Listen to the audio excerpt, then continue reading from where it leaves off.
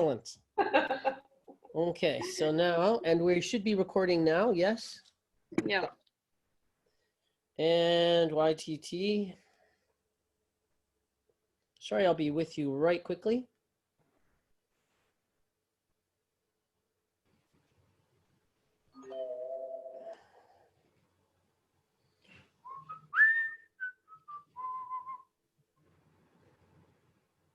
Okay, is she waiting? Nope.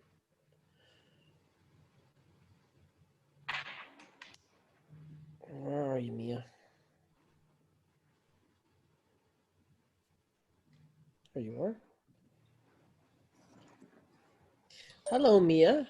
Will you be joining us for this session today? So just get back to me or just join on in. Okay. So who has not done a live meditation yet, Megan? I'll do it.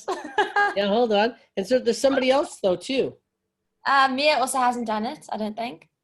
I don't know who else. Mia. No, I mean who's present. Oh yeah. Have all of the rest of you done it? Mariki? Sure. Yes, she did as well. Yep. I remember now. And Marianne?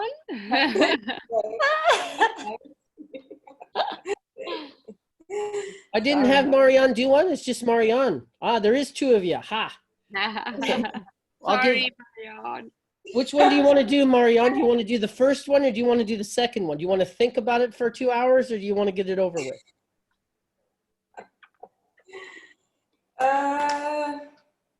Okay, I'll go. Okay, let's do a 2-minute meditation. Sorry, Megan, but you get to think about it. But you were so comfortable with it, you can do the end one. I'm not. So, well, you are now. That's great. So let's do a 2-minute meditation, and then just bring them back into the room. Okay.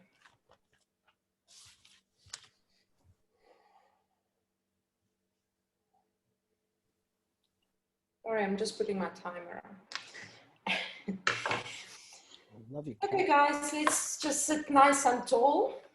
Ground our sits bones, ground your feet on the floor if you're on a chair. Whatever you can find nice and comfortable. And let's soften our eyes or close them.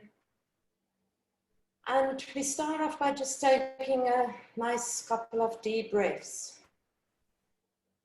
Let's breathe in through the nose. And for the first few times, let's open the mouth and sigh.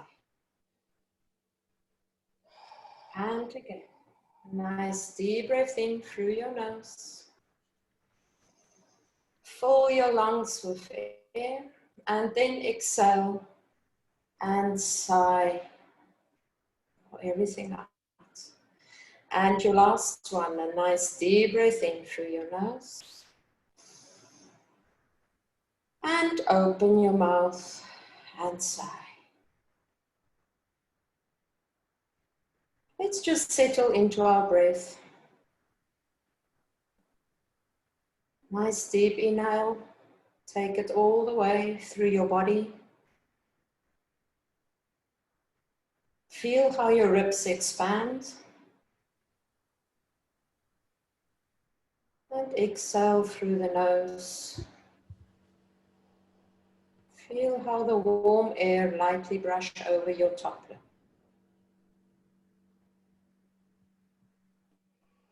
Let's keep our quiet down into our minds. Let's bring some softness into our bodies. Relax the face muscles, relax your jaw.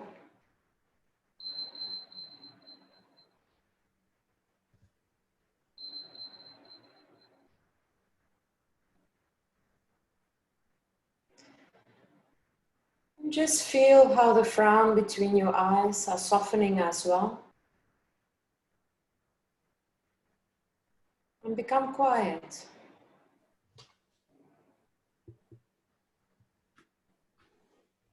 Feel your heart rate slowing down.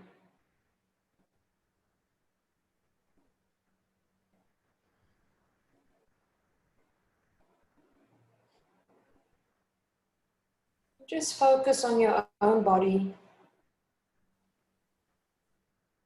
And how your energetic body is feeling now, how your emotional body is feeling.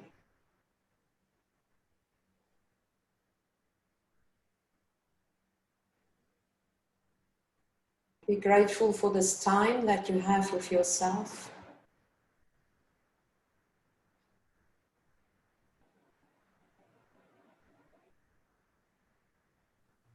And be grateful that you can feel safe.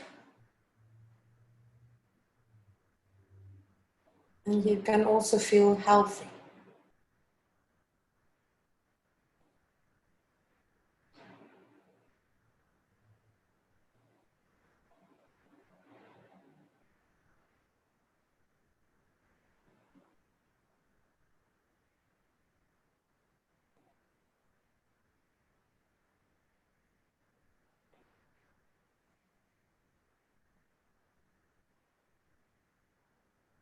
Let's take another 3 deep breaths in. And breathe out and sigh.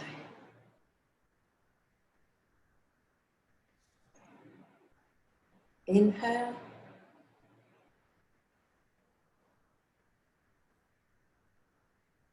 And exhale and sigh. Let's take our hands together towards our heart.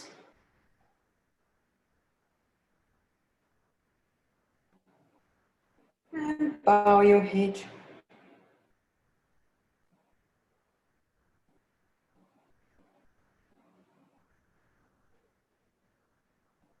You can gently open your eyes when you feel ready. Don't know how to end.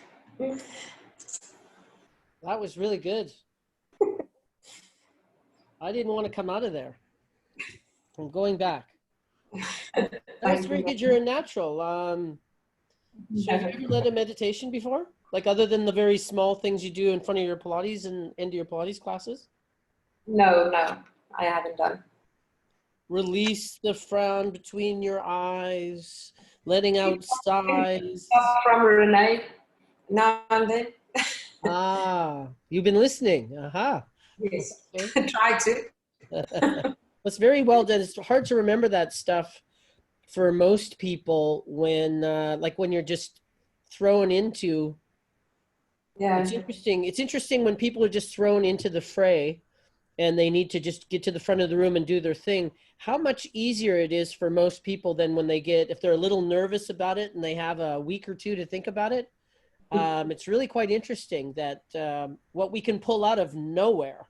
So you did beautifully. Thank you very much. Thank you, Bryan. I just, I lost my cat of 19 years 3 weeks ago or 4 weeks ago. Well, maybe 2 months ago now, but it was in lockdown. And she's a black cat, just like that beautiful cat right there. My God, she's got the same coloring. No, I've got. Is that a she? Sorry, Tina, it's a boy. It's Marley. They love. They love Zoom meetings. Of course they do. No, keep the. You know, if it's okay with you, you can keep it around. It makes me. It makes me feel good. She was 19, so it was okay. Amazing, but still. Yeah. Yeah. 19 well, he's years. He's very persistent to be here, so he obviously is Good. feeling you. Well, good. Yay for us. Okay. Why does it feel hotter in here now? Oh, I had a coffee. All right, a quick question. Who's going to be in the studio on Saturday? I believe we have a session on Saturday. It's the first session we are going to have together on Saturday. I'm going to be there. Yeah, I'm also going to be there. Show me hands of who's going to be there on Saturday. Okay.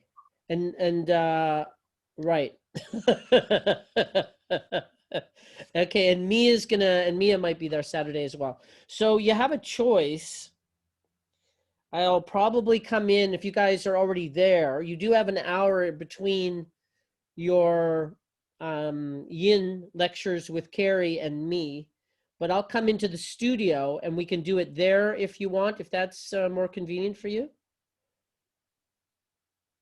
What time is I- Carrie's You class? guys finish with Carrie at 12. So you're 8:30 in the morning, you do your class. 10 a.m. lectures start till 12 with Carrie, and then at 1 to 4 with me. There's an hour break. Yeah. Would you prefer to do it at home or would you prefer to do it at the studio? For me, it's the same on for these talks. It's the same for me in studio and at home. So Okay, we'll check with Mia and Anka. yeah. Yeah, I do like live, but for the philosophies and that, I'm quite happy with online. And I finally got Fiverr today, so it should be, yeah, yay. Yeah. So I'm happy either way. And I mean, I just got to get back to Komiki, but it's half an hour max, you know, so it should be fine. Yeah. Okay. Yeah. Okay, And I think, so yeah, I'm good with either. So we'll see what Mia has to say, and then I'll communicate to you guys before Saturday, yeah. so that we know what we're doing. Okay, 1 to 4 on Saturday. All right, so I left a message about the audios for the Ashtanga, the 8 limbs. Has everybody listened to those audios? Yeah. Okay, good. Okay, sort of. Okay. All right. So we might give that. When will I do that? I haven't planned out that yet. Brian,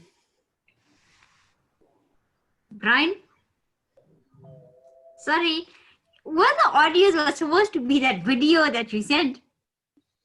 No. Okay, then I didn't listen to it. Okay, no, they're all the audios that Renee sent you guys the links for before, as soon as you registered, likely. And it's 7 audios of the 8 limbs, Okay. Ashtanga. Have you got that yet? I think so. I must go back and check it out. Have you? So they're on our website or our YouTube channel, and Okay. me with Briot. Oh, okay, okay, yeah. I listened to a little bit, not the whole thing, but Okay. Okay. So okay, let's get to that by Saturday. okay. Okay, good. It just saves some time, and that you can really get lost in Ashtanga. It's just a really good model. So we want to, the FaceTime that we have, we want to be moving into more things that are lend themselves, the things that are more difficult to do face to face. So the audios really help with the Ashtanga one. So just have a quick listen of those. Okay. Okay, good.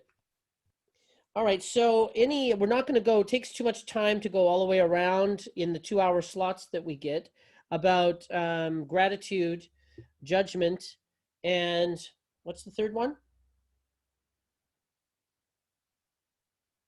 meditation. 2-minute meditation. So any issues or any insights? Just issues and insights, that's it. Anybody have an issue with any of those things? Anybody have a good experience or an insight?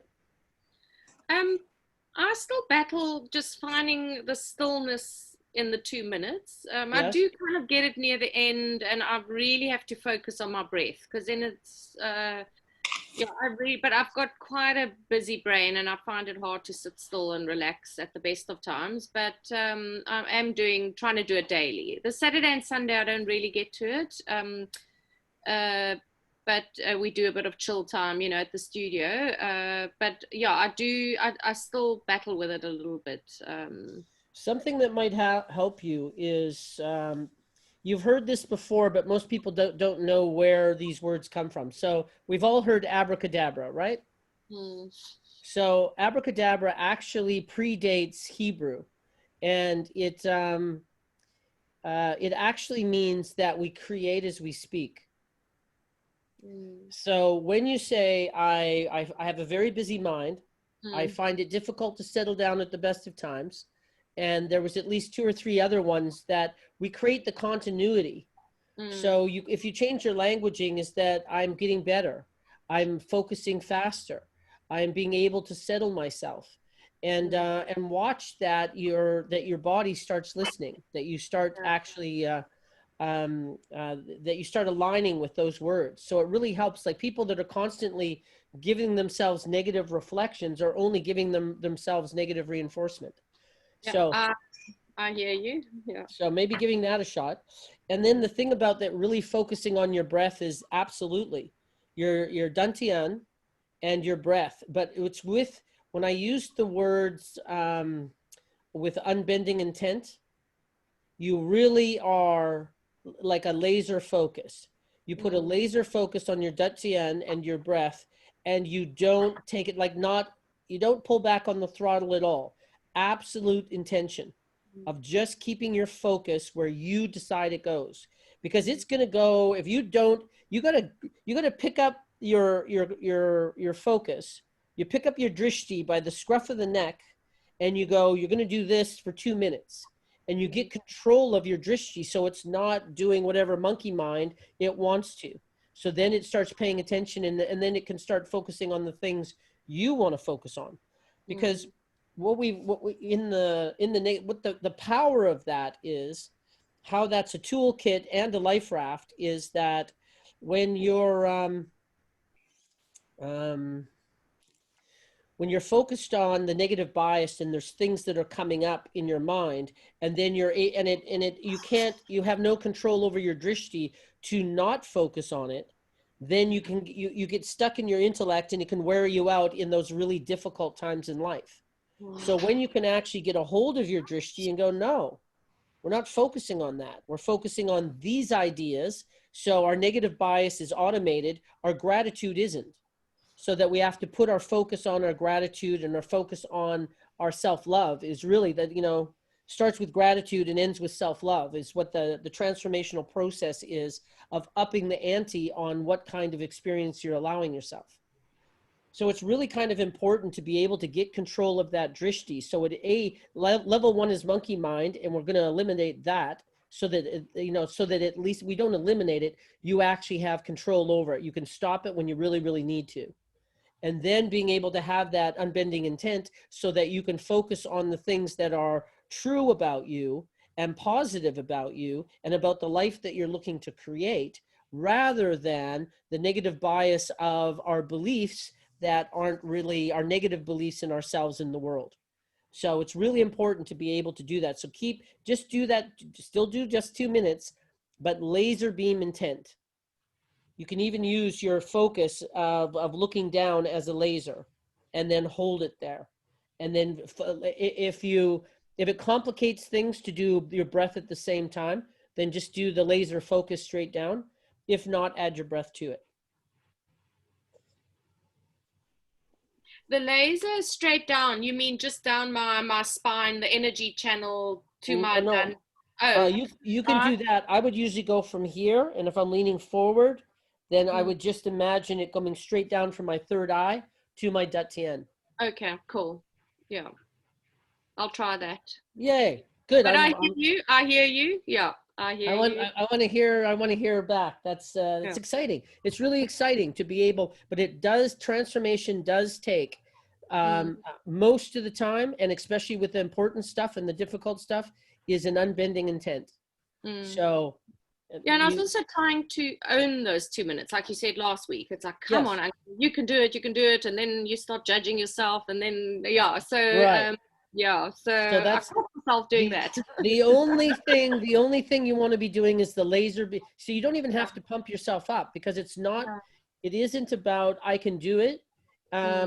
Like you can, but that's not the point. That's not what gives you the ability. What does in every nanosecond, the now, that you get through this nanosecond with your laser beam intent, and then you own the next one, and then the next one.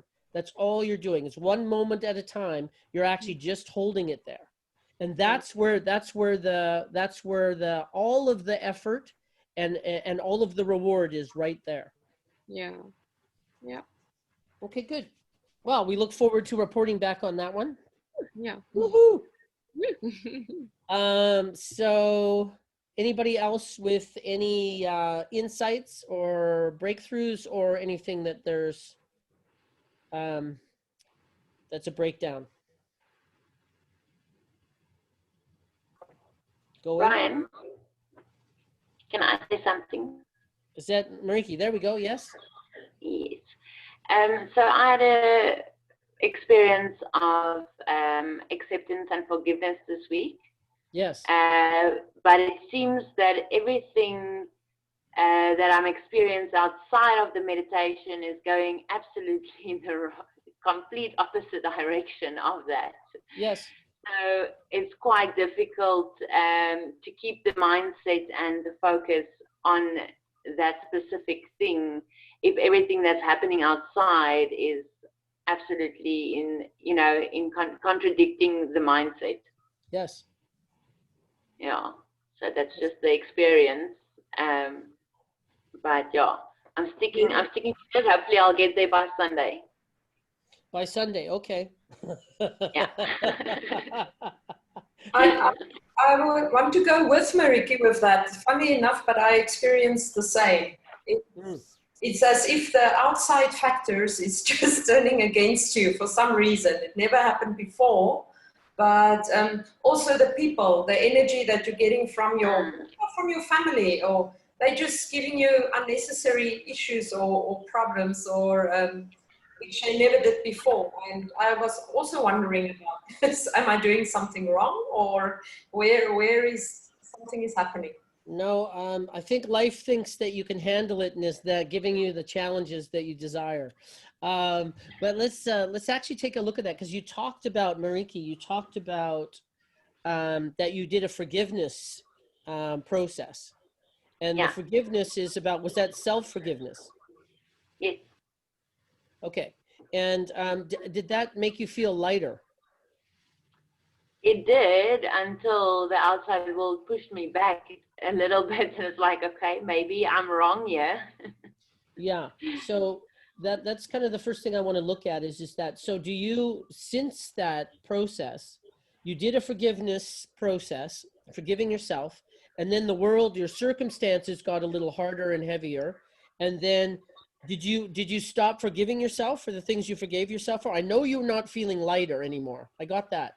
Yeah. But are you still forgiving yourself for the things you forgave yourself for? I just repeat the same process every morning. Yeah.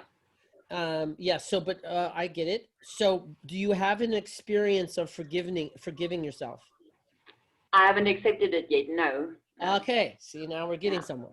Okay. So I'm not accepting my forgiveness. Thank you. So what would it take? What would it take for you to forgive yourself? We're not going to talk about what it is. It didn't come up. No. I think I just need to commit. I think you're onto something. Yeah, I need to commit to the idea. So all of you taking a look at forgiving yourself, it's part of gratitude, and it's part of being able to release yourself from your own beliefs and your own judgments. Nobody ever guides us to do this. So we have all this self-judgment in there. So the biggest thing that I found with forgiveness is that people are judging themselves, and that the reason why they're judging themselves is something went badly, and then they think they shouldn't have done it. They should have done better. Is that what you're thinking? Yeah. Okay. So here's the trick to that, is that if there was do you have any children? No, not yet. So do you have any nieces, godchildren? Okay. Yeah. So you know those fridges that actually have those ice cubes in the door on the outside? Mm-hmm. You know how much when kids discover those, they like them? Yeah. Yeah. So it's like if you asked like a 3-year-old to go, fill up a glass of ice, and it didn't know how to do it, would you be judging that child? Never. Why? I don't know. they are unjudgeable. I don't know. They are Well, you're severe. onto something. This is good, yes. But the child doesn't know how to use it. They've never seen one of these things before because they don't have one at home. So But would you judge that child for doing it? no. Right, because they've never used one before. Wouldn't it be unfair?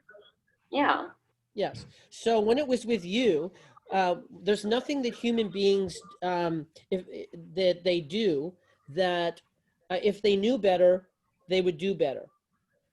If you actually knew before, when whatever you're judging about yourself, and before that incident, if you would have known how to use the ice glass thingy, you would have done it. But you didn't know. There was a thing that you didn't know. It doesn't matter how obvious it is to you now. It doesn't matter how devastating it was to you in your life, and whatever pain it caused you, but you didn't know better, did you? True.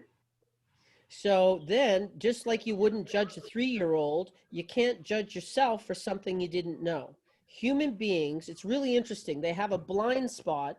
They can't see, and then then life presents them a whole bunch of data so that they can actually have a breakthrough and actually see that blind spot.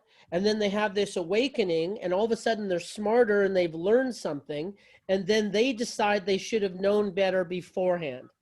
It makes no sense. I think it's the expectation of other people or other things, or Right. that makes you think that you were supposed to know. Right. But there were no communication. Yeah, I think communication is the problem. Well, it's called the human condition, and that now it's a pearl necklace. So now you've got self-judgment, and now it's based on that you can't forgive yourself for something that you didn't know any better for because you had a blind spot, and now it's being held in place because people are expecting you to actually be different. Do you see all the things that are connected to this? So we can only deal with them one at a time. So because you didn't know better and you had a blind spot, and thank God you don't have that blind spot anymore, are you willing to forgive yourself and accept it now? I will try my best. Nope. Okay, now we're going to do try. You have a pencil or some glasses? You got something in front of you there that you can pick up? I have. Okay, put that down so we can see it. Move your camera. Oh no, put it down on the table or something like that, or the floor. And then move your camera so we can see it, but put it down on the ground. Okay, now put the camera on it so we can see it. Sorry for that. There we go. All right. I want you, this is really annoying, okay? I'm sorry, but it's a really good point, but it's kind of annoying. So bear with me, okay? Okay. So try and pick up the glass. No, that's picking up the glass. Put it back down. Now try pick up the glass. Yeah. So what happened? I couldn't pick up the glass. Well, what happened? The other one, you're picking up the glass. So the time you tried to pick up the glass, what happened? Nothing. Right. So all trying is that nothing's going to happen. That's what we set ourselves up. When many of my friends, or when somebody says, oh, you're going to come over on Saturday night, and I say, I'll try, I know I'm not going. I already know that. So try. So are you willing to actually forgive yourself for what you didn't know? You had a blind spot. It's crazy. You'd never do it to a 3-year-old, and you were almost a little upset because children are unjudgeable. Adults, on the other hand, is a different story. But so are you willing to accept your own forgiveness for what you didn't know? Yes, I am. Yay! There's transformation happening in the room. Now there's just the process of doing it. You need to go and have the emotional experience of feeling yourself, forgive yourself, and feeling that emotionally, and letting that go, that you're never going to judge yourself for that again. That was a learning experience, and that's all that was, and it's fine and perfect the way it was. Are you willing to do that? Yes. Great. So, and it's the same for all y'all. All y'all. Whatever it is that you're judging yourself for, so get out your little books. We've got some homework. So forgiveness, you're going to go through a forgiveness process, and you're going to bring up all the stuff that you haven't forgiven yourself for, all of it. And then you're going to look at the breakthrough, what was the blind spot that you had for all the ones that you shouldn't have done that. You should have done better. You should have been different. All of those, you're going to forgive yourself for those, because for exactly the same reasons Mariki just painfully went through every molecule of. Thank you, Mariki. Sorry for, making you the example, but it came up. It was easy. It's easy to hit it out of the park when you lob it up like that. So perfect example. So self-forgiveness, making a list of what it is that you haven't forgiven yourself for, and actually allowing yourself the emotional experience of forgiveness and letting it go. The reasons why things keep coming up for us in emotions and in situations is because you trap them inside. Whatever emotions, whatever trauma, whatever judgment we actually haven't felt, we have trapped it inside of us.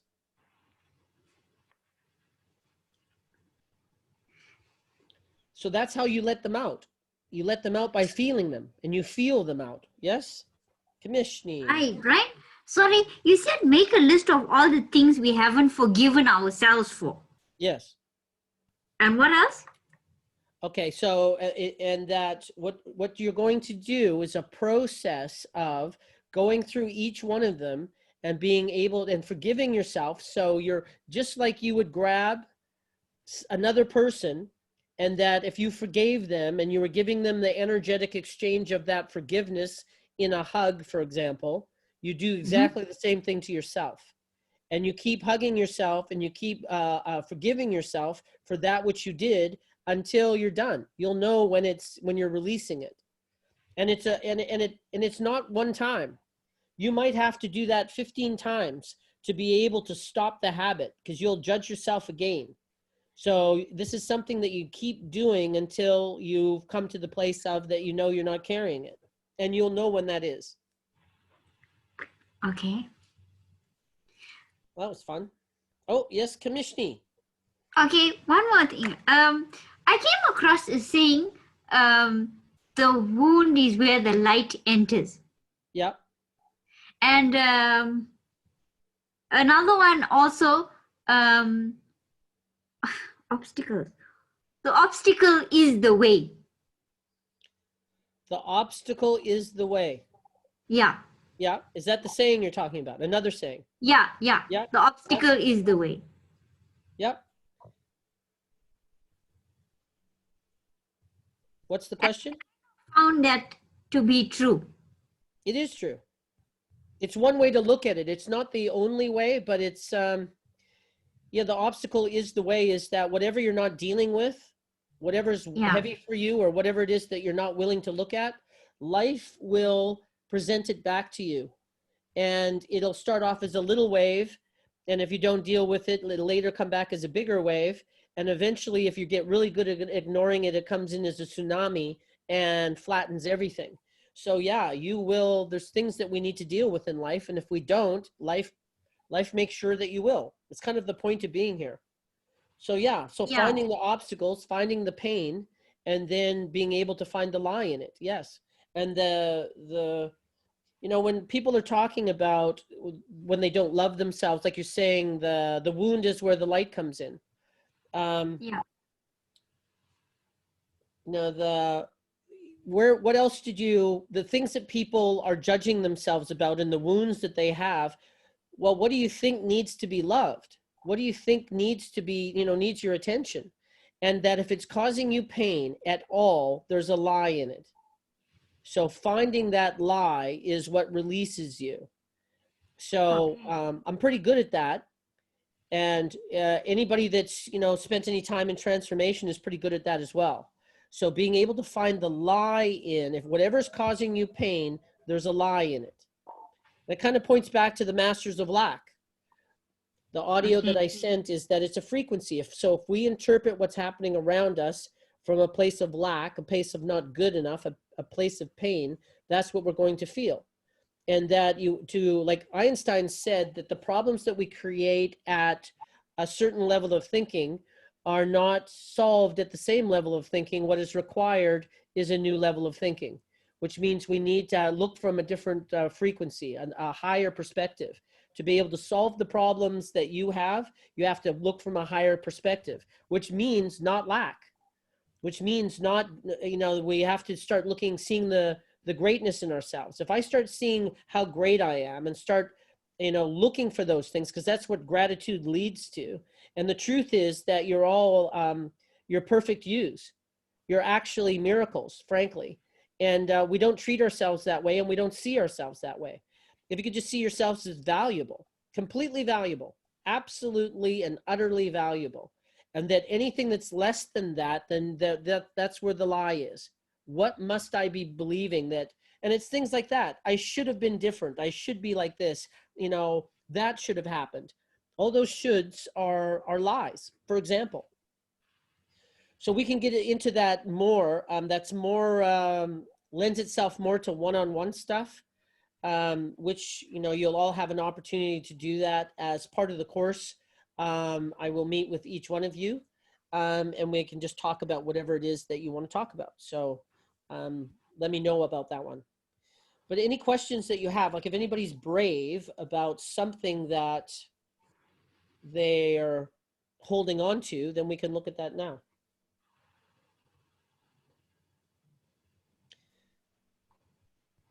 Crick.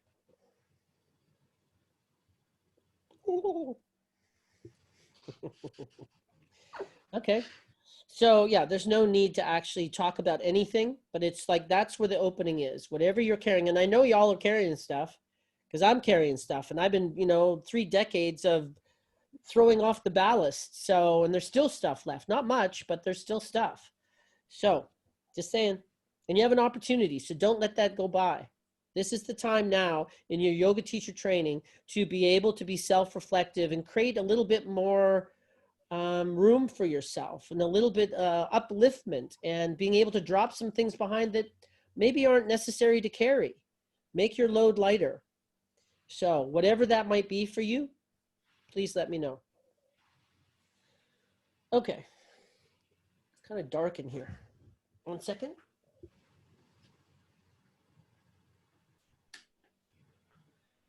So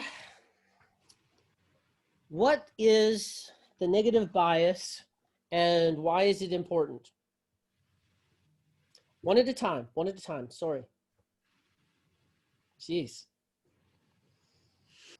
Negative bias, and why is it important? What is the negative bias?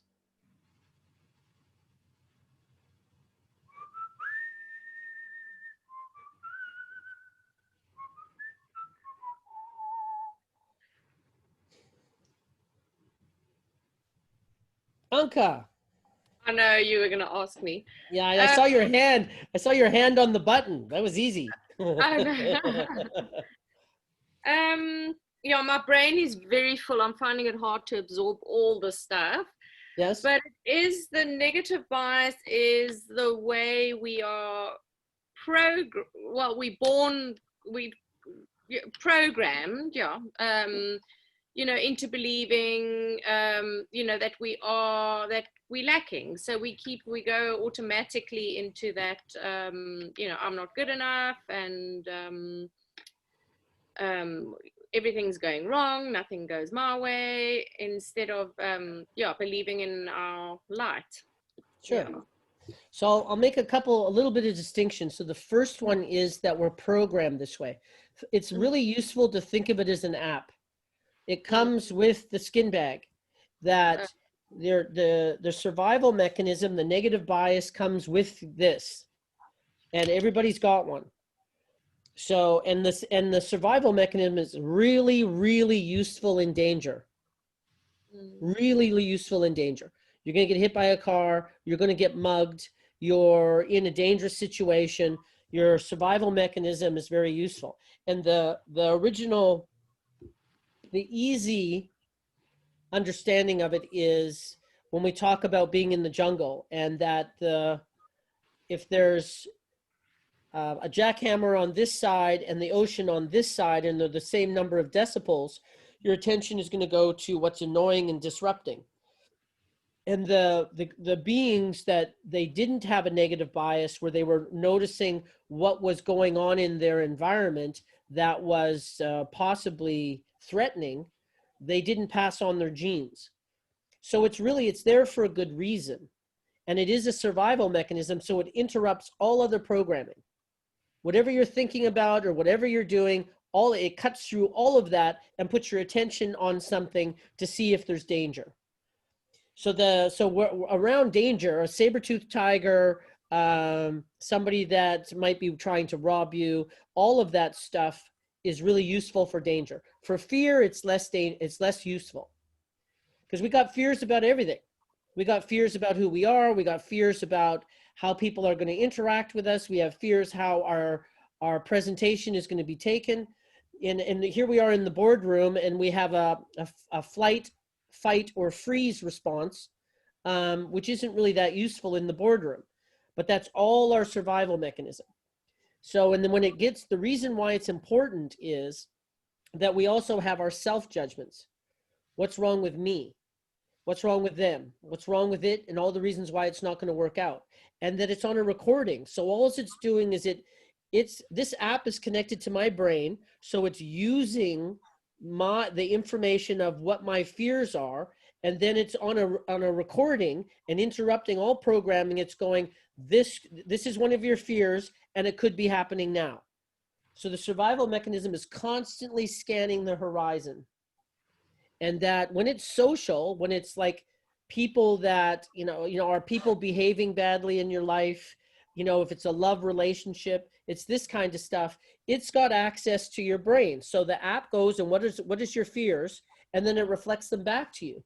And it does it, if our drishti is caught here, we're stuck in our identity and our intellect, just feeling out what's automated. Is we can spend a lot of time thinking about what gives us anxiety. And we think that that's a smart thing to do. And all we do is we get a steady diet of that. To whatever degree that you're doing that already is worth noting. So the reason why knowing what the negative bias is so that you can go, oh, that's just my negative bias.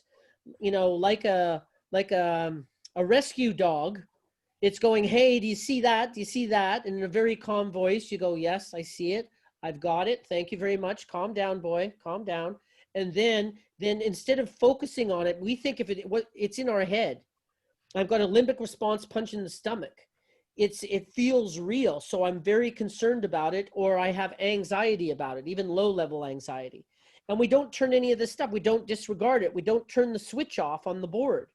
So we got a whole bunch of red lights of whatever's anxious in our life. All of that stuff is on. So when you get something that makes you anxious and you're going, okay, yes, I have a fear about that in this situation. Yes, thank you very much. You talk to the rescue dog, you talk it down, and you click the light off. If you don't click the light off, it's still, there's a little bit of angst there. And then the next one, and the next one, and the next one. And these can be all very little things. How do I look in this dress? Could be that simple. So when life starts getting a little bit more difficult, then there's like the board can be lit up, and there can be one or two really important things, and those 20 other small lights do not need to be on. Megan, what are you thinking? So, but when you are having those kind of thoughts, and you're stuck, for me, when I'm stuck in that mindset, I can't get out. And that's what I said to you on the voice note last week. Abracadabra. Yeah, okay, yeah. True. You can get out. It's that you have the skill to do it. You've just, number one, you never knew what that was. How do you try get out? When you're feeling the anxiety and your head's going like this, right? With a bunch of stuff. How do you try get out? Or I try and take my mind off it by being busy. Yeah. So then you get busy. And then when you're done being busy, then what's there waiting for you? That's still there. Right.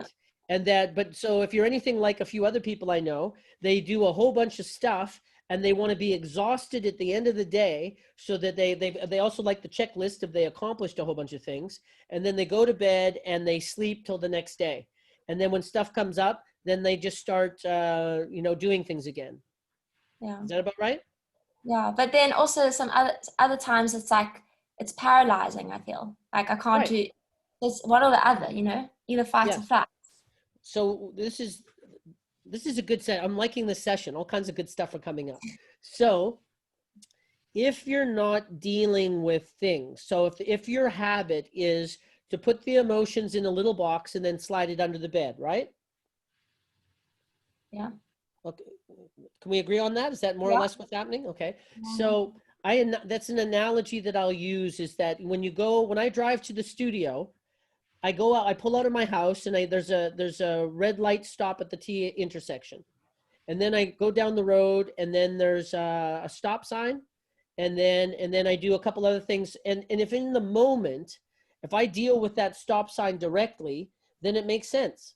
So when we put it under the bed, let's say it's the closet. So if you open the closet and you put a red light in there, and you put a yellow light in there, and you put a zebra crossing in there, and an exit and a one way and a couple other things, then when you look inside, you open the door, all these things come out that have nothing to do with right now. Yeah. The stop sign is important on that corner. That zebra crossing is important where the zebra crossing is in that moment. All of them coming out at one time is absolutely confusing emotions, overwhelming, and there's absolutely no way to deal with it in that moment. Like if you don't know what it is, then it feels out of control, and then you get really good. The boxes get thicker and the lids get tighter. Is that right? Yeah, but then also, what if it's like it's subconscious? So What's it's subconscious? not, or like just say you're dealing with something, but it's not actually that's the issue. It's like it's something else. It's a trigger for like something from the past. Yes. So, well, all of this stuff is knowable. We have to put a fair amount of energy into not looking. So all the things, so if you start cleaning up the stop sign, like the easy ones, if you start feeling the stop sign, because they get trapped in there. If you don't actually deal with them, they get trapped. Then they fill up an entire closet. And then it's really hard to figure out what you're feeling. It just looks like a big mess. Yes? Yeah. Okay.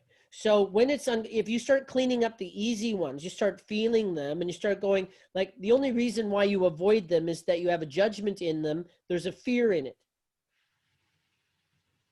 Yeah. Right? Definitely. And there's a self-judgment, right? Yeah. Right. So that's see, there's a lie in that self-judgment. So if you and I should work together, and we can do that sooner than later, is that when we find a lie, when we can look at one of those and find the lie in it, then you can release it. And it no longer needs to be inside of you. So there's a lie. You know, I don't know you very well, but you're really a light being. You seem to be very sweet. You've been kind to everybody that I've seen around. You say again? I try. Yeah. And that's the kind of being you seem to be. There's not you seem to be really quite kind and nice to be around. And I don't know what your judgments really are, but I have a sense of who you are, and I know what people think about themselves. So once you see one little thing and it's a stop sign, and then you go and then you feel it and you let it out, then you start doing all of them. And then you can get to the unconscious stuff. The habit you got here, the trauma that happened to us historically, that we never felt, and we didn't know how to deal with it, so you trap it inside. In Chinese medicine, they call it a hungry ghost. So it's inside of you, and it always needs, like when we don't feel good enough. Did I talk to you about this yet? That hole in the center of all human beings where they don't feel good enough. And then they try and feed it. I got clothes, and I've got a car, and I've got the right job, and I've got all this stuff, but it's never enough. They can never actually feed that hungry ghost. So there's never, whatever we have inside of us, based on how we hold it, it's always hungry. We can't get rid of it. It just sits in there and makes for not a very pleasant experience.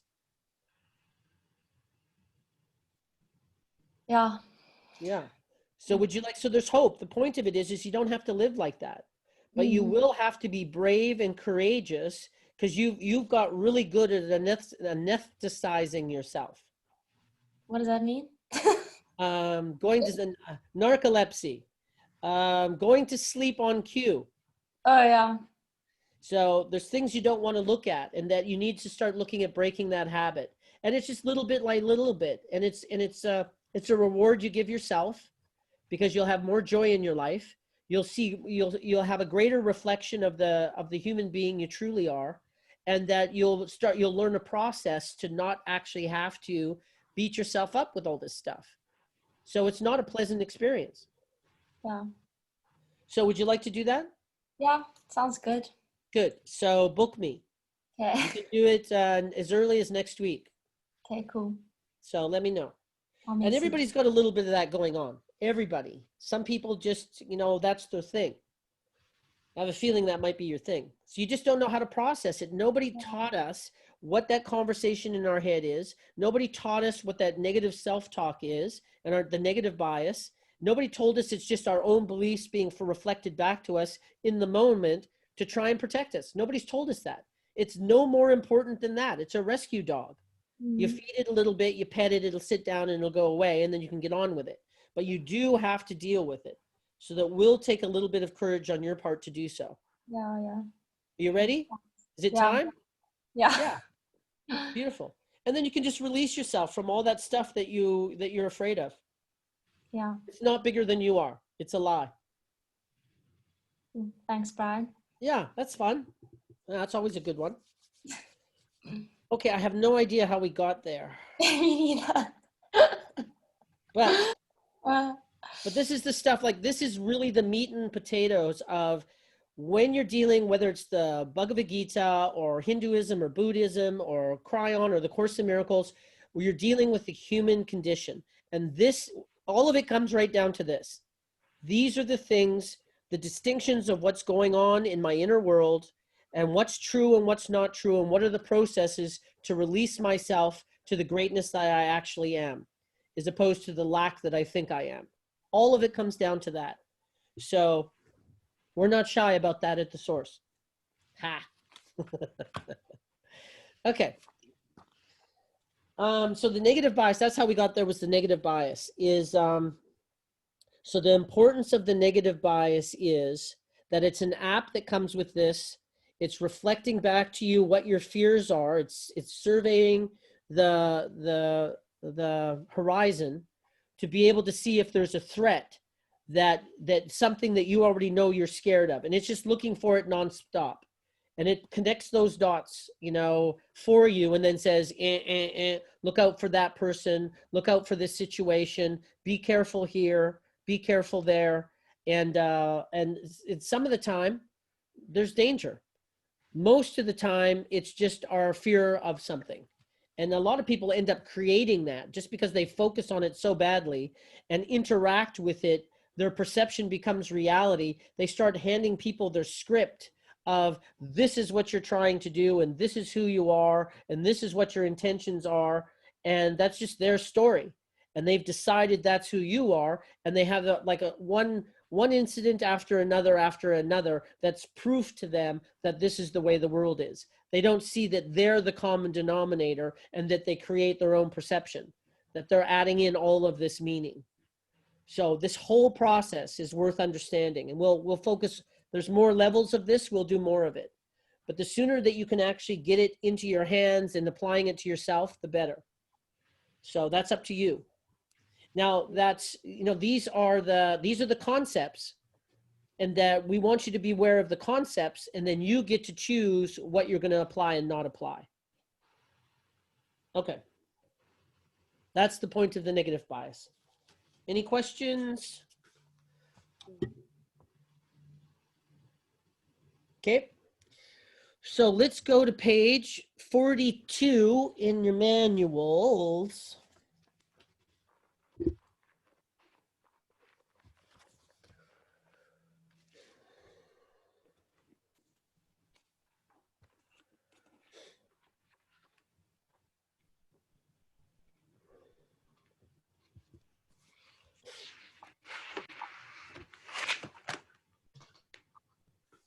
Dun, dun, dun, dun.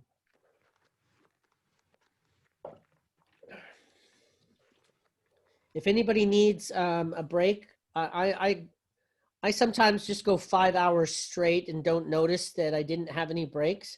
So if you ever need a break, just let me know, and all of us will take a break at the same time. But since these are only 2 hours, For the most part, hopefully people get, but if you need to run, let me know.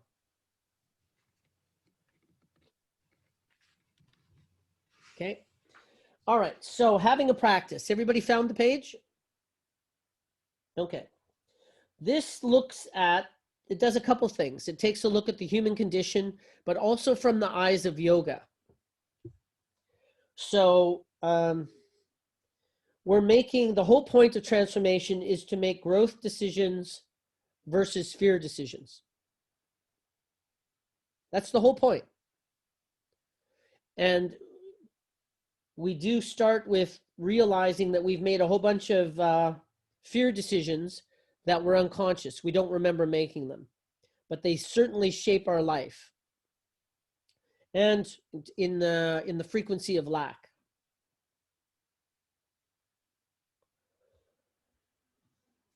So then we get to now the Dharma side of things. Dharma is seen as the practice. Dharma is seen as the gift. Dharma in Buddhism, sometimes Buddha is referred to as the Dharma, but it really means the gift. The Buddhist teachings are the gift.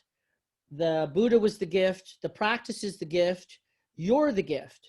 Like that's all of it is designed for you to be able to be you. And you're the gift.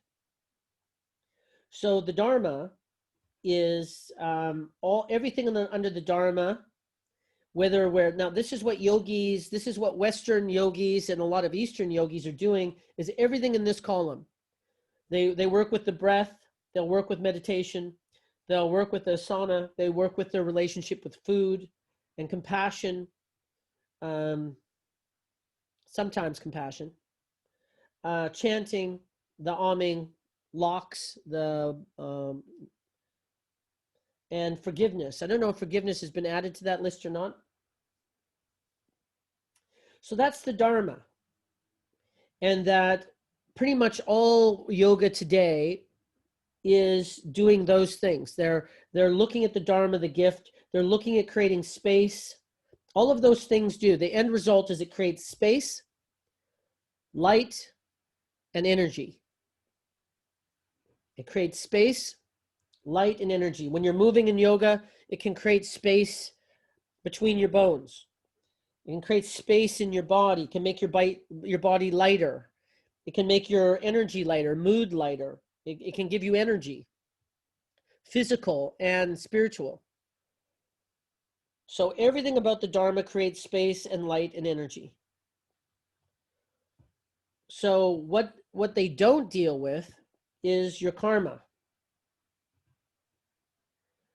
So they have much less people. It's much easier to perfect how your body moves than it is to understand the human condition. So we'll define the karma as, the karma is your conditioning.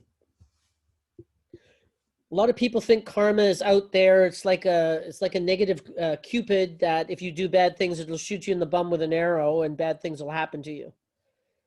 And that's not how karma works. It's not the negative Cupid. Cherub, the negative cherub named karma. So it's not that. Karma is your conditioning. Karma is about you.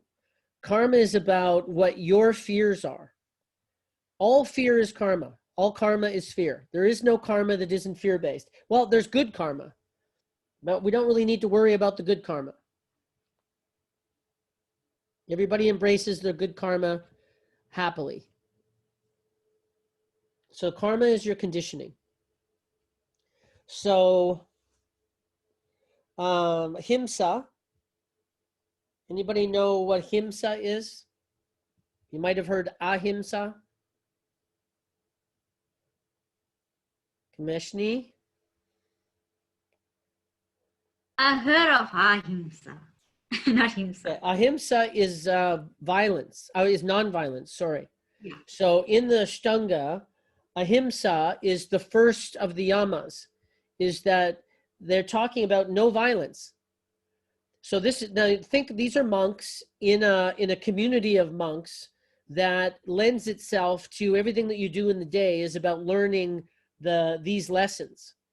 So all of this stuff needs to be adopted by, you know, people living lives that they're married and have children and jobs. So we're not going to live it exactly the same way, but the ahimsa means non-violence. That means that you don't act violently towards anybody else, which means that you don't hit them, you don't throw words at them, you know, harsh words, you don't yell at them, you don't get angry at them, and you also, to the degree that you don't have violent thoughts. Any negative thoughts about somebody else is violence. And then it brings us right back down to you. Any negative thoughts you have about yourself is violence. So when they were talking about no violence, they were serious. So that's how they did that. So that's what ahimsa is. The opposite to ahimsa is himsa, which means violence. The A in front is non. So himsa, any violence that you're doing with yourself and with others. So these are the things that the yogis aren't dealing with. They don't talk about, you know, himsa and what they're doing in the day and how they're constantly reeling that back a little bit and a little bit, you know, day by day or week by week or month by month. You know, all of these things in transformation that you're working on it, you're always being observant. You're always watching yourself. You're always being self-reflective. You're always being conscious about what it is that you're doing. And in this case, it's against the template of not being violent, not having negative thoughts. And I have them all the time. I don't indulge in them too much, but I do still have negative thoughts. I had a bunch today. I judged somebody, maybe more than one, but I know one for sure. And I need to reel that back for my own benefit. The energy that comes with this violence is, Megan, you got something burning? What is it? Oh, not in the background. I thought you had a thought. She's looking around. What's burning? Okay. No, I saw your hand. You leaned in and your finger went out like you were going to push the mute button. Okay. You gave me a front. Yeah, sorry. You're on fire. No, nothing's burning. Okay, good. So that's what the karma is that just looking at, and that's, you know, where compassion's coming from. Even if it's just the lowest levels of compassion, having compassion for yourself, that you're not going to do everything right. You don't know everything. You can't plan everything out. You're going to make mistakes. So having compassion with yourself is part of the process of ahimsa. So you can start there. A little bit of, so you can, you have a process of forgiving yourself. Write down, have a process this week with yourself about compassion. Just having compassion towards yourself. That's number 2 in the homework.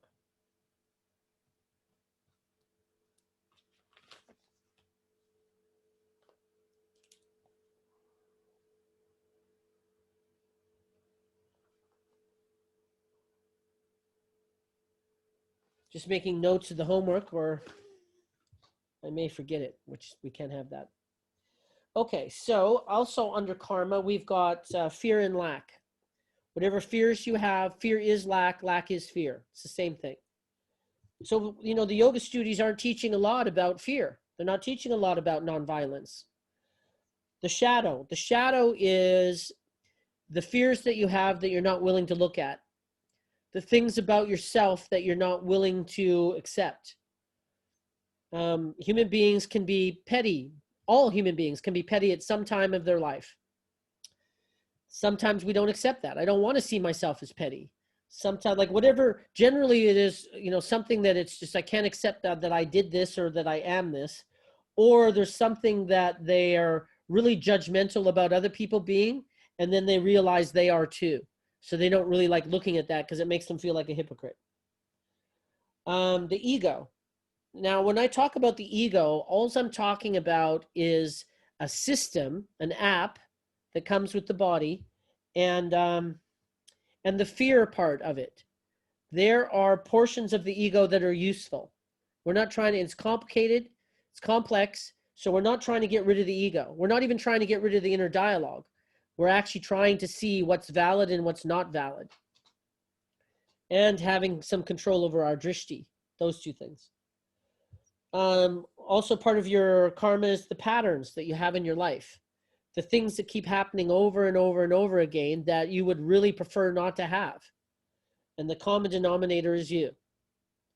So generally our fears and how we are resisting something, that we have a repulsion, often invites exactly that into our life. A lot of times the very things that we do to push it away and to ensure that we don't have to deal with it is exactly the reasons why it keeps rearing its ugly head. Or if it does, we have such over-the-top reactions to it that we turn it into something as opposed to minimizing it and sending it on its way. The next one is how it should be. There's a lot of people, there's a lot of religions that are talking about they're being righteous, that there's a way that it should be. There's a way other people should be. Nobody knows how you should be. Nobody. We're all unique snowflakes. Nobody needs to be any particular way. Doesn't matter how you grew up or who told you how you need to be. You don't need to be any way other than how you want to be. So the shoulds and the righteousness, people being superior. That's definitely ego, is people think that they know the superior way to live, the superior way to think, the superior way to see reality, perceptions of reality. And all of it is for naught, because if everybody's experience was the same, okay, maybe somebody knows the right way, what's the most efficient and effective way for everybody to be. But nobody is the same. So nobody knows how you should be.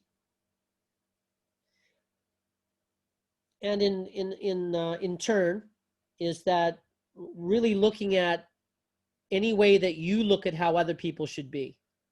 There's a way that people in my life should be. Start with your boyfriend or husband. Anyway, that's for another day. That's another day. All judgments. So your karma is all your judgments of self and all your judgments of others.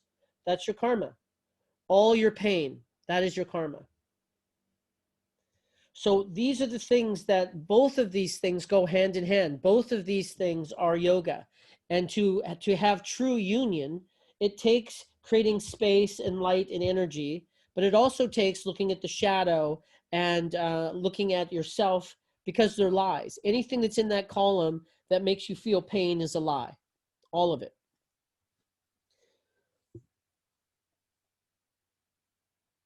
And then how to use this, like how this is a toolkit and how it's a life raft. So how it's a toolkit is that you can start affecting your mood. You can start affecting how you feel about yourself. You can start affecting how heavy or light you feel in life. You can start affecting the kind of energy that you have with the Dharma side. Anything that happens there, you have a regular meditation, you have a regular way of doing your breath work or your asana, or what you're doing with food or chanting or forgiveness or compassion, all of those things create space, light, and energy. And since your negative bias is automated, I highly recommend you do something on that side of the list that will at least counteract your negative bias.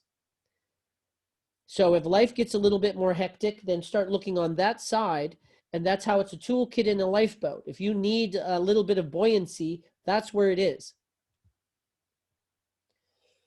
Now, on the other side is that if you want to have unity, and if you want to have space and light and energy, what's stealing your light and your energy and making you feel confined is your beliefs.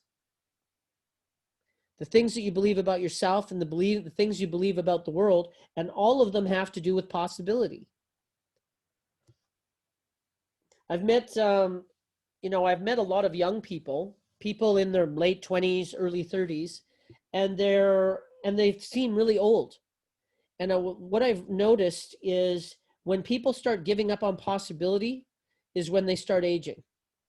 When they believe in possibility in their life and in them in the world, they're light on their feet. So it's worth looking at. Any questions about that so far?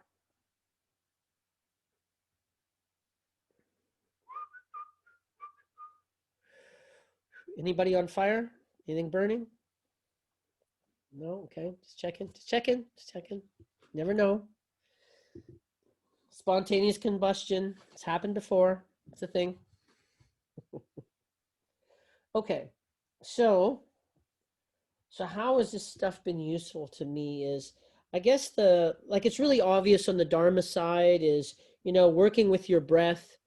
There's really some interesting breath work that can really release people and get them in, connection to experiencing self. And they start taking the download of who they are. And if you spend any time there, that's rejuvenating. That's virtually what's happening there. You're more aligned with yourself in some kind of way. The karma side is a little less clear. So I guess for me is that when I learned that I had an inner dialogue, and when I learned that that inner dialogue was reflecting back to me my fears in the moment, and when I would take in that energy of being afraid, and if you take a look at the laws of the universe, whatever you're putting out is what you're getting back. The very life I didn't want to create is what I was putting out, and I was getting back in some degree. So that wasn't okay with me. When I realized I wasn't in control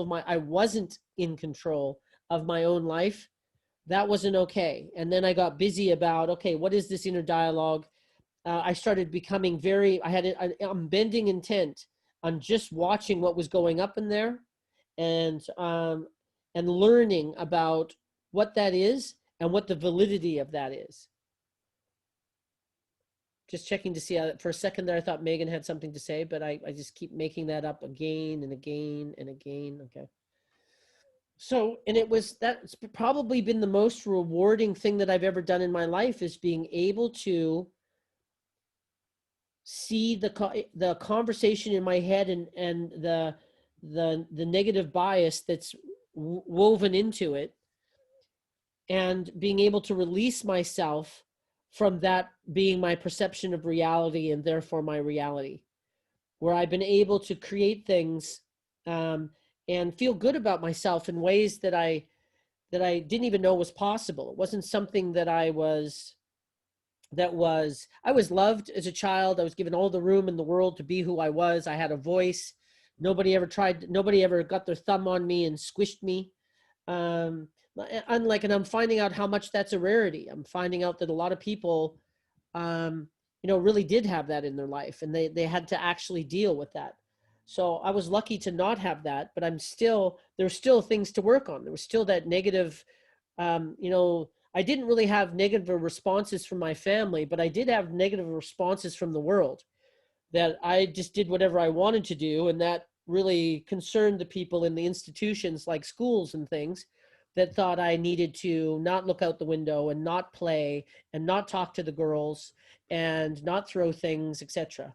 And I was quite busy when I was young, and probably a pain in the ass, I would assume. But it doesn't matter where those things come from. There's a reflection that there's something not right with us. And then it's been just so, and where that path led to is just really being able to have, probably based, all the other disciplines got me to a level, and the Course in Miracles virtually got me to the next leg up of really being able to see my godliness and being able to say that and having that be okay, because my godliness is no different than anybody else's godliness. The Course in Miracles talks about that the only difference between you and God is God created you, but you didn't create God. And that's not from a religious place. It's creation as far as I'm concerned. There is a design. And just being able to have that experience. I mean, I didn't know it was possible that you could really feel that good about who you are. And it's intermittent. I mean, I'm not feeling that every day, all day. But it certainly has a lasting effect. And I would hope that on my worst enemy to have that experience. They would probably be a much happier person, I would assume. So So it's not really obvious about, but it's the most beautiful thing in the world. It's a gift you give yourself, that anything that's actually negative inside of you or is causing you pain does not need to be, and testing the validity of it because it is a lie. And then you just raise your frequency, but there is work involved. There is work. You don't get this stuff for free. That's for sure. But it's the most rewarding thing I've ever done, ever. So, I'm not the doer. So on the Dharma side of things, the second underneath your creation given light is starting to look at, you can do yourself a favor and start seeing that your Dharma, the gift that you are, is given to you by creation. A lot of human beings today want to create who they are. And that it's really who you truly are is a million times more satisfying to be that than it is to think up who you are. So you start, there's a really beautiful story in the Bhagavad Gita about, and what it comes down to is the gods, the demigods were having a little ego-based banter about who was more powerful. And as each one stepped up to do their power, this immense power, like moving winds across the universe type stuff, is the story goes that the spirit, as soon as the demigod went to go do this, the spirit moved out of the way and nothing happened. And each one of the demigods stood up to do this thing that they could usually do. And when the spirit moved out of the way, nothing happened. So it pointed to that they were acting like they were the reasons for their dharma, for their gifts, as opposed to that when the spirit moved out of the way, you don't have a gift. The gift has been given to you. So that helps a lot because the ego wants to take place of creation. The ego wants to be, I created this world. I created myself. It's just me and my ego against the world. And unfortunately, that negative bias is tied straight into there as well. Now, that's a tough concept. How did that land? The creating yourself, that, that creation gave you your gifts. Are we all good? Anybody have any fundamental issues with that one? Okay. Good. So I'm not the doer. So this is the part where I'm not the doer. This is where it fits. I'm not the doer in that I didn't create the creature that I am. Everybody's tried. Here's an illustration. All of you have tried sushi and you discovered if you liked it or not. I discovered I really like sushi. So, but it's a discovery. I didn't decide that I like sushi. I discovered. So I already am something. So the unique snowflake that you are of gifts and desires and wants isn't your creation. You get to create from there. You are something. Creation created you perfectly, and then you get to create from there. You get to create your life from all the gifts you were given. You get to map a road forward about how you want to express those gifts. So I'm not the doer. The Dharma is unchanging. It's the only thing that's unchanging.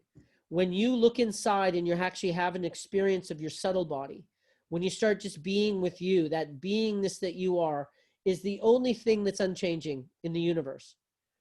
The Buddhists are talking about that everything is changing. This is the only thing that's not.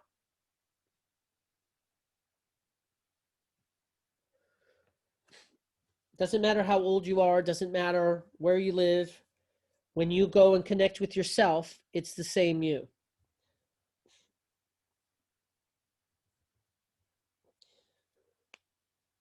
And then on the other side is your karma is your conditioning.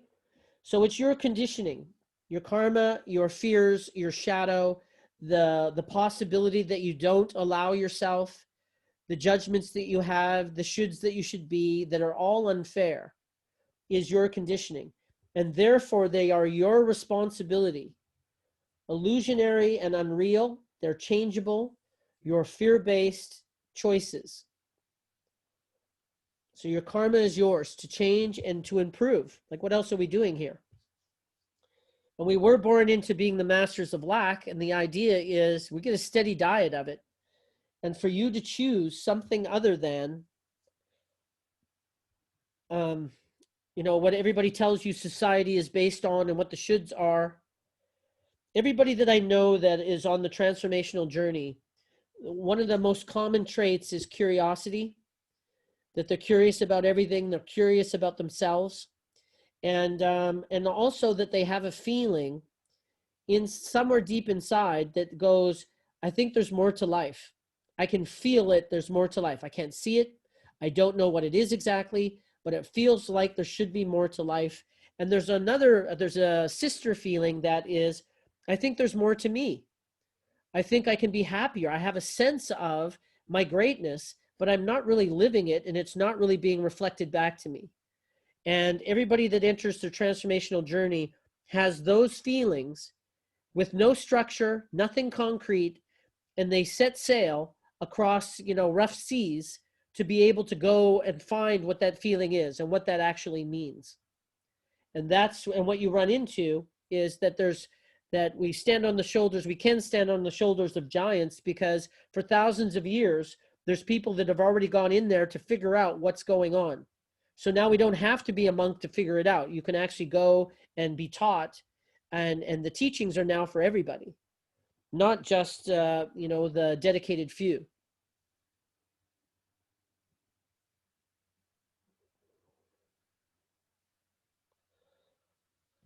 Okay, so can somebody, Megan dear, I have a different copy. I've written stuff in on mine, so I don't know. I have an old copy, so I don't know what's written in your book. So whatever I haven't read, can you read the rest of it, please? Yeah, so it says Dharma for karma. Dharma is creating space and light. Karma is our conditioning. Meditation for accepting your humanness, sacred journey. Beautiful. Accepting your sacred journey. So so that's the meditation. That's specifically in regards to the acceptance process, is accepting your sacred journey. You know, those shoulds where you should have, when we're not accepting ourselves, Mariki, and that we're still judging ourselves because of some shoulds. We should have been different. We should have been better. And what you're not accepting is a sacred journey. You have blind spots. There's actually things you cannot see at all. And so accept your sacred journey of being able to learn. And it's embarrassing to be human. There's a whole bunch of stuff that we don't know. And sometimes everybody else seems to know. So it's embarrassing to be human. You know, there's a shyness to be human. It's not embarrassing to be human if we accept our humanness. I accept who I am. I accept the person that I am, and therefore it's okay with me that I can be so silly.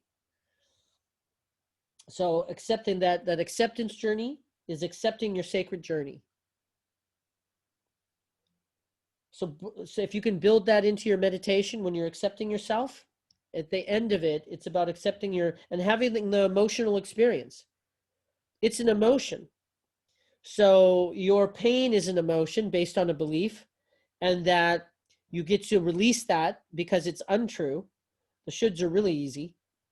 And then you create a new emotion, which is a new truth, which is accepting your sacred journey. So close your eyes now, and then feel what it feels like, that it's an emotion. I accept my sacred journey. Everything that I've learned and the person that I am, everything historically that got me to here and everything forward is my sacred journey. I accept my sacred journey, and allowing yourself the emotional experience of that. Let that linger for a few minutes. Echo it in your head. I accept my sacred journey of who I am and how I learn. I accept my sacred journey. This is how I learn. So that's what you do, is you replace. We think the power is in the thoughts or the understanding. The understanding doesn't matter. The thought doesn't matter. What matters is the emotion. Actually allowing yourself the emotion. You have to believe it. Yeah, I believe. My new belief is that I do have a sacred journey. I do accept. I'm now changing the meaning of my life, is that there isn't I do good sometimes and I do bad sometimes. It's that I accept my sacred journey. I accept every piece for what it is. And if you believe that, then you can actually displace the old belief of that sometimes I do a really bad job and I need to judge myself. And it's an emotion. Accepting your sacred journey is an emotion.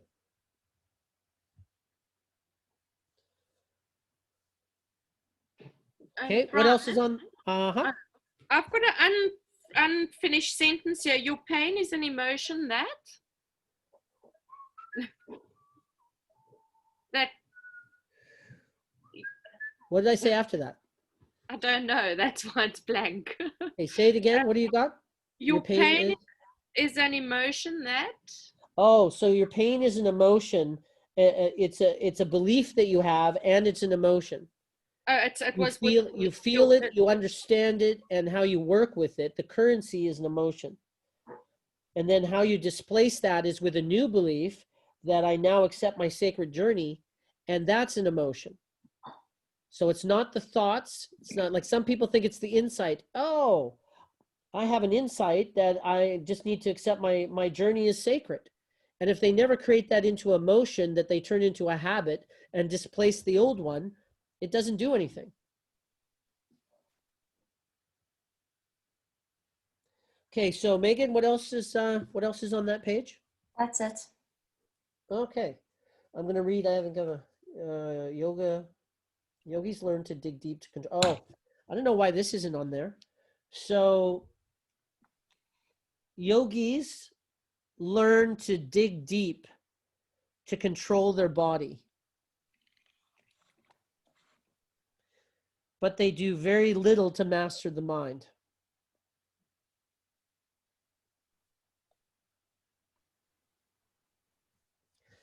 Western yogis I'm referring to, the popularized 2000 and change yogis, well, 1900.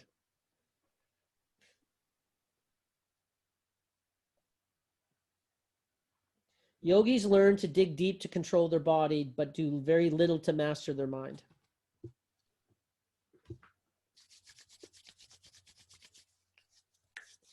Okay.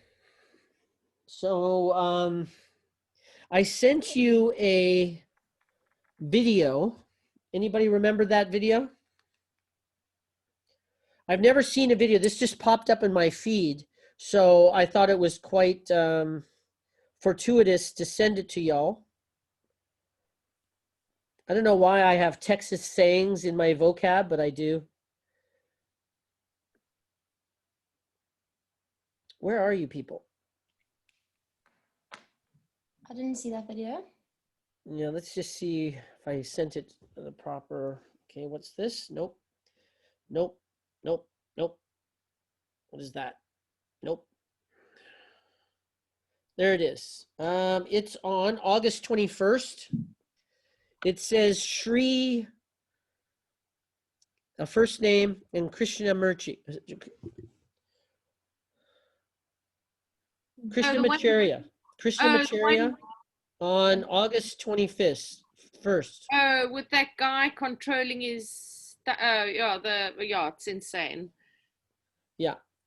Now this guy, the reason why this guy matters is, oh, that doesn't help.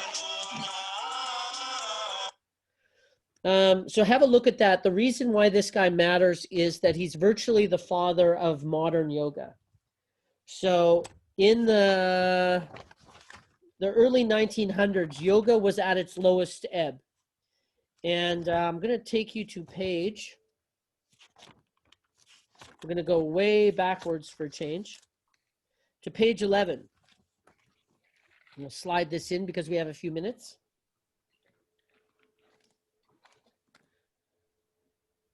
So Krishnamurti, now I'm going to say there in yoga, there is a lot of contradictions.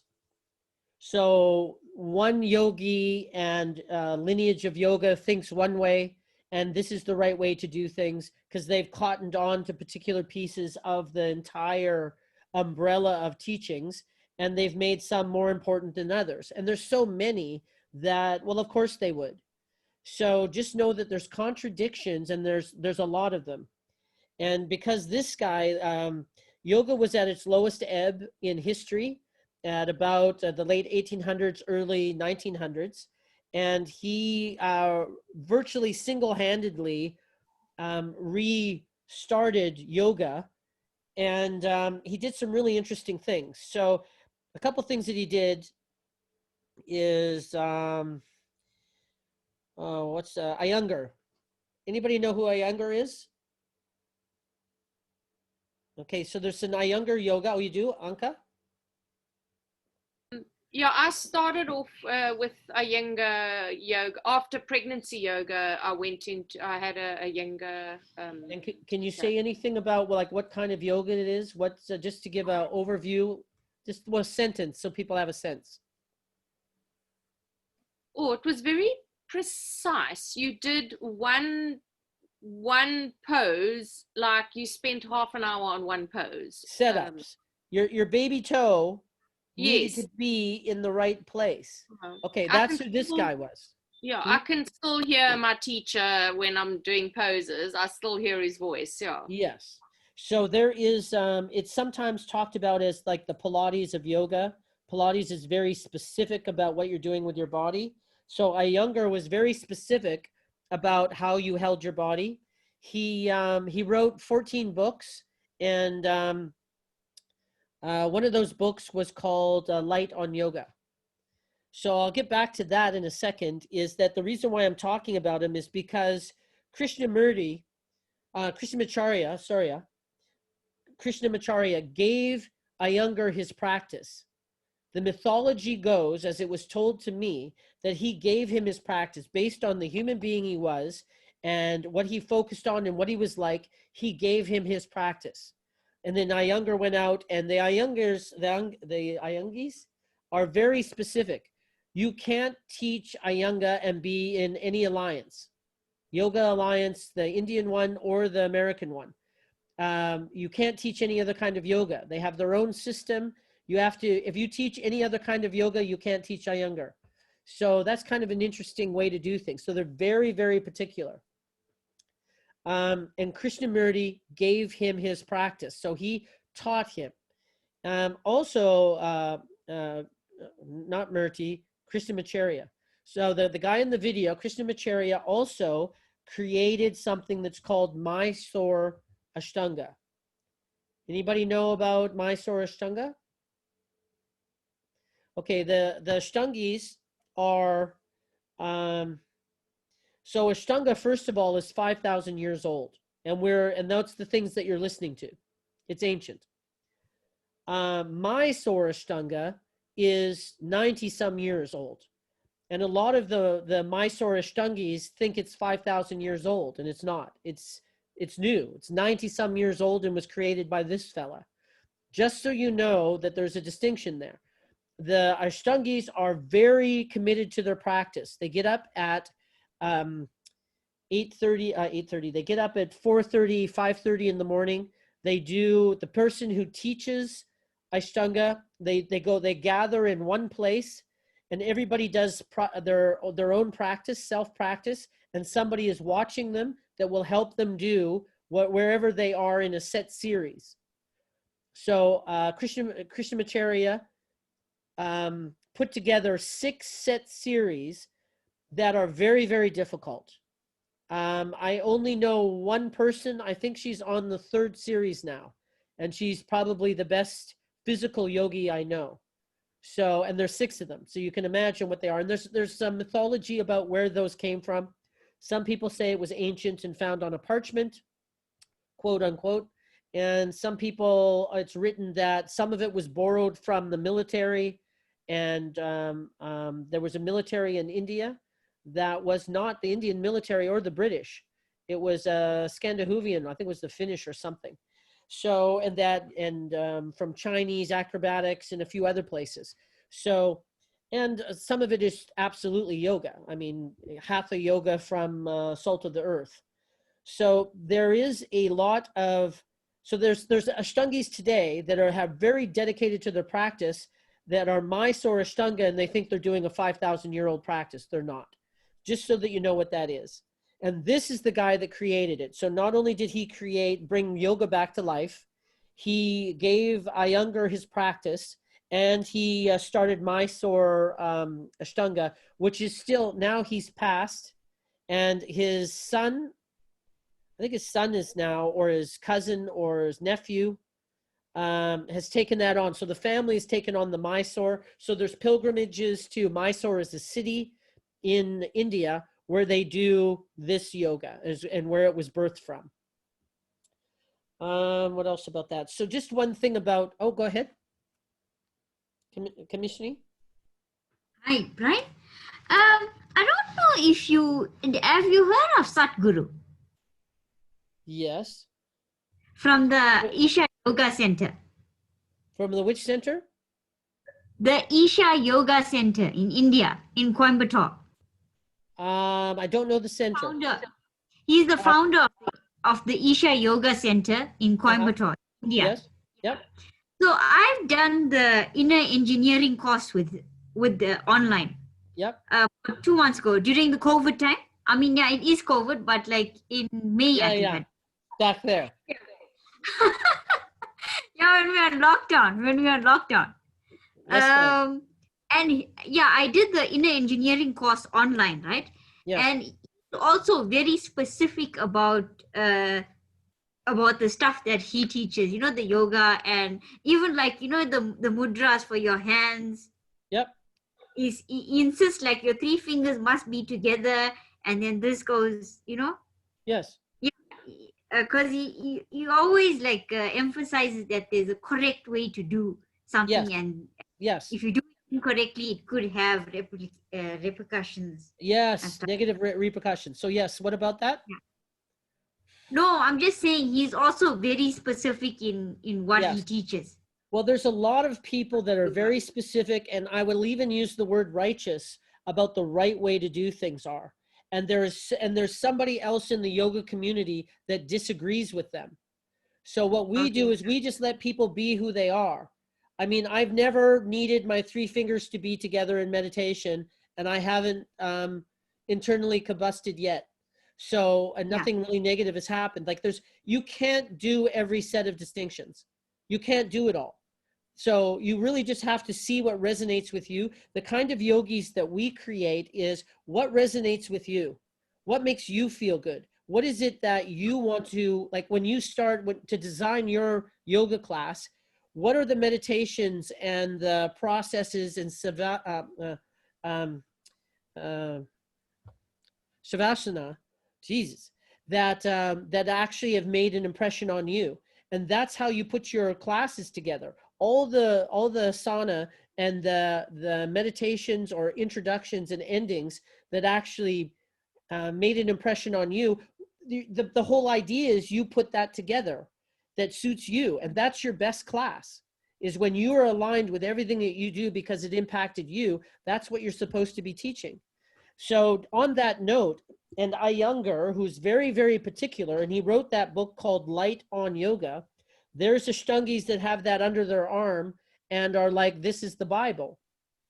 And before he died, Iyengar said that if I wrote this book today, it'd be a very different book. So it's being able, what we want to do is have people flow, you know, follow what's yours. We don't listen to people that say this is the right way to do things, because I don't believe in that.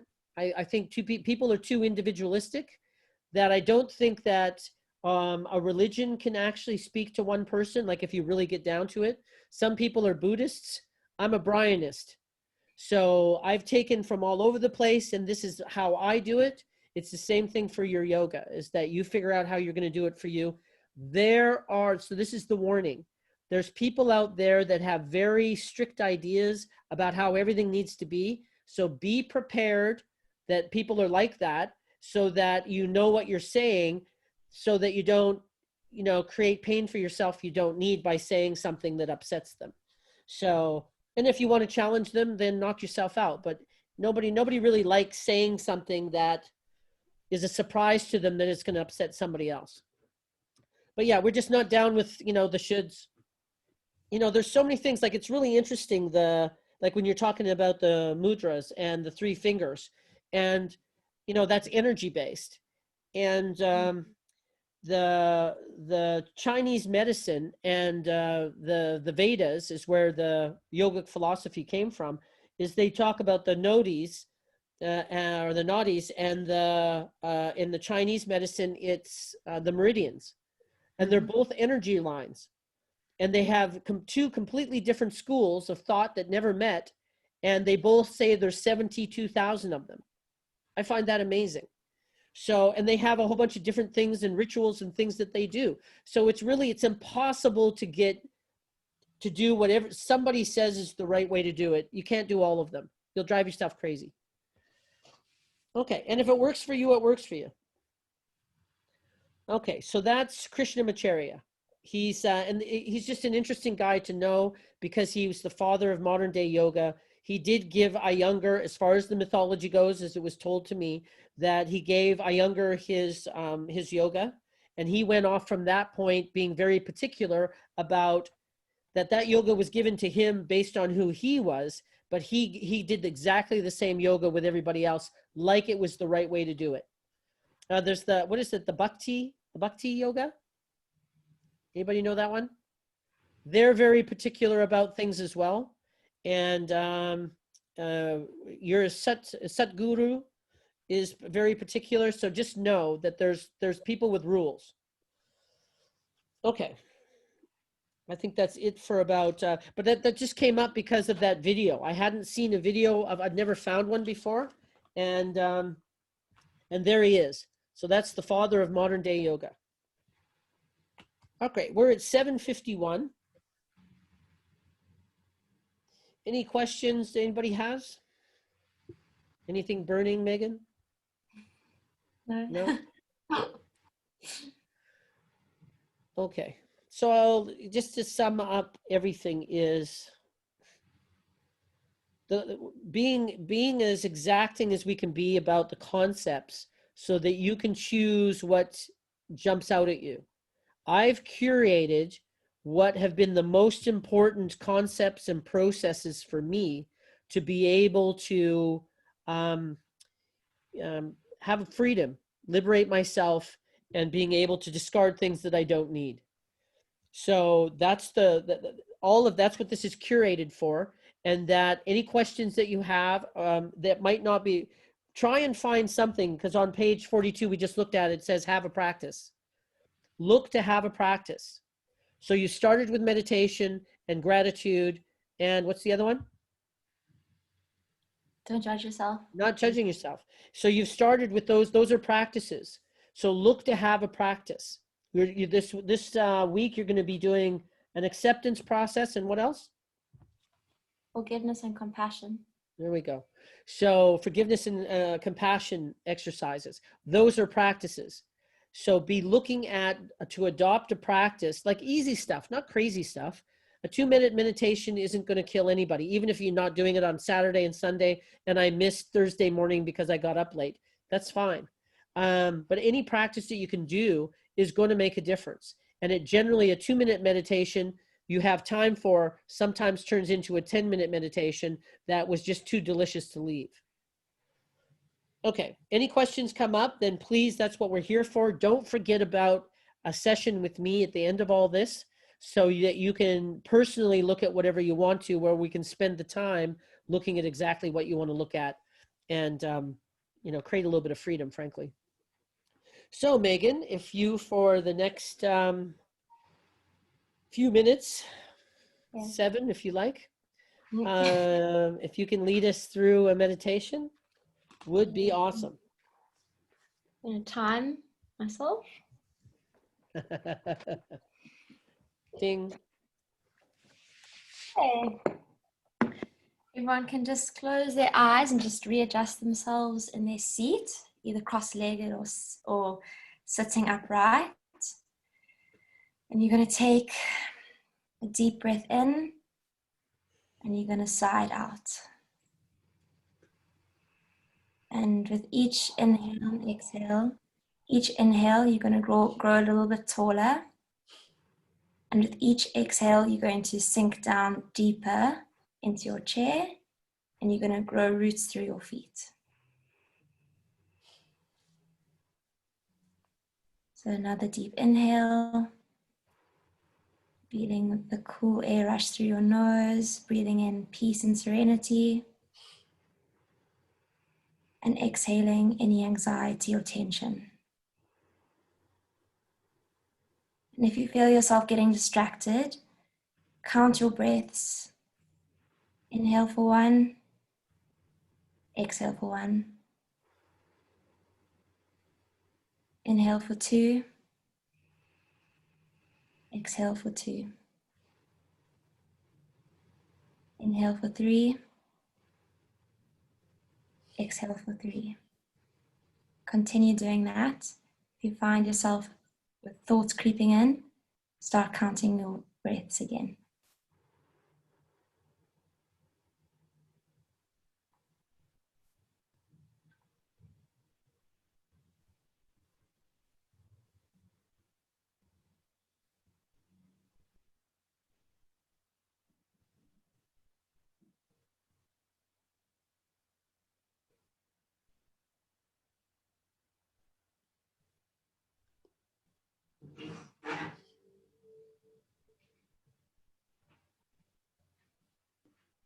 Okay, take one more deep inhale,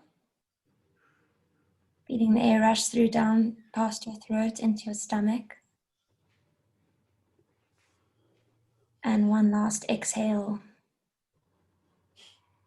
And when you're ready, you can gently open up your eyes.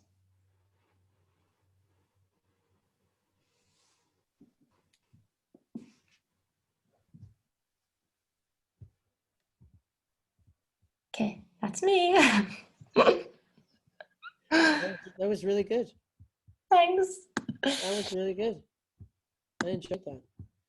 Is that the meditation you do? Yeah, because And I often get distracted and then I count my breaths. so, and every inhale, get taller in your chair, and every Yeah. exhale, sink deeper into your seat. That's where did you get that? I listen to drama talks. Uh-huh. And Yes, and you pick the things that work for you, and they're, you know, that's what people do. So yeah, the same thing with yoga postures, asanas, and same thing with meditations and shavasana, is what impacted you. So just keep looking at that, because you're going to be doing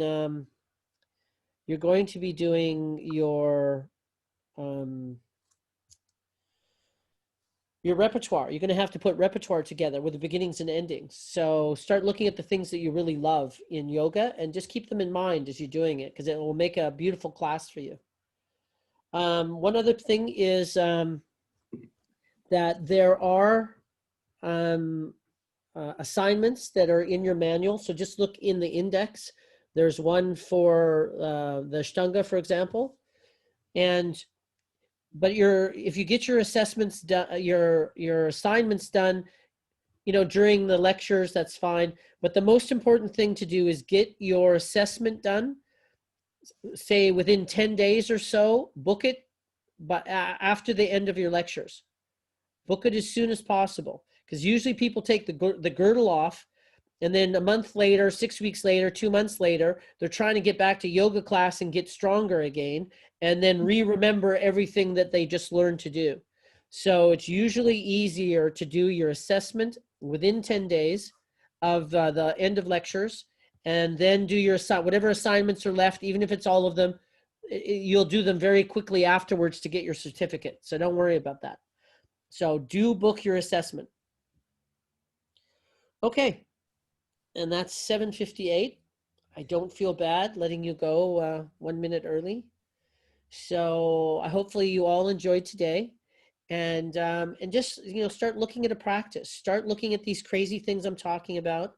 Megan and I are having a talk very shortly, and just, you know, start looking at forgiving yourself, being more compassionate, being kinder to you, because it's the negative stuff is automated. To be kind to yourself, you actually have to create, you have to intend time and intention of what you're going to do to balance it out, and maybe even like feel better about yourself than you have historically. Not such a bad thing. So, and it's 7:59. There you go. There's your minute early. Use it wisely. Thanks, Brian. See you on Saturday. One last thing. I'm going to do it in the studio. I'm going to come in on Saturday, and unless you guys tell me not to, I'm coming in on Saturday to do it there at the studio. I think it's better. Yeah, me too. I like live as well. Yeah. Yay. Mhm. Bye, Yay. ladies. Bye, Bye-bye. thank you. Bye. Bye-bye. Thank you. See you all on Saturday. Do